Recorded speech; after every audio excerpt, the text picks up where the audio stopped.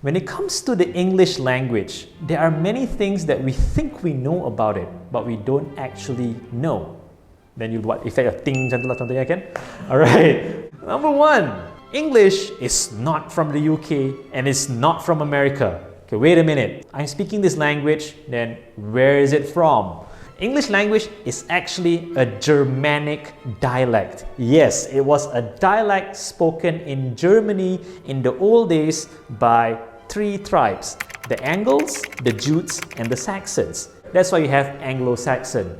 Historically, these tribes were in Germany, and I guess maybe one day they were bored in the country, so they just traveled up and they found that island which is now called England, and they're like, okay, let's make this our land, and they brought their language there.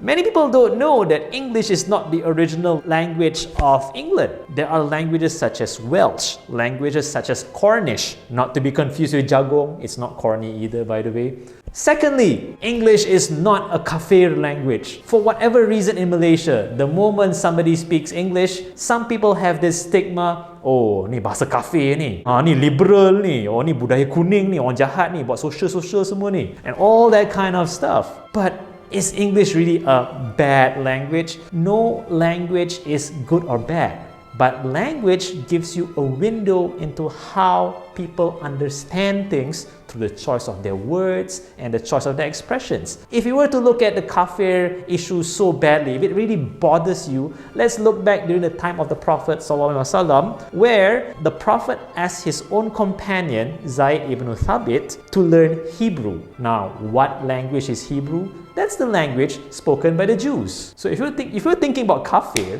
Hebrew is like Kafir segala kafir. Oops. That's a really,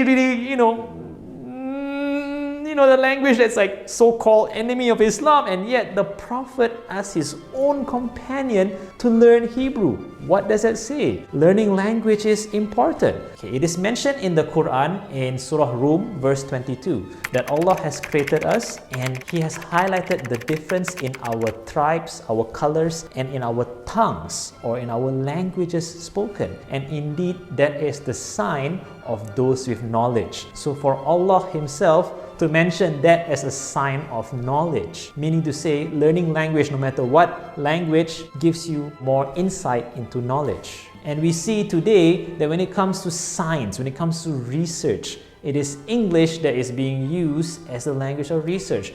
Academic journals are in English, textbooks are in English, movies are in English, politics are in English. There is this argument, however, like, oh, if I learn this language, will I be less of my race? Will I be like less Malay? Not at all. Language is a language, race is a race. If you learn English, you're still a Malay. You can't change that. It doesn't change who you are. Who you are is up to you. That's your mindset. So the next time you think that English is bad, or why should I learn another language? It'll change my identity. Think again, because language is very fascinating and there's so much more to language than we think it really is.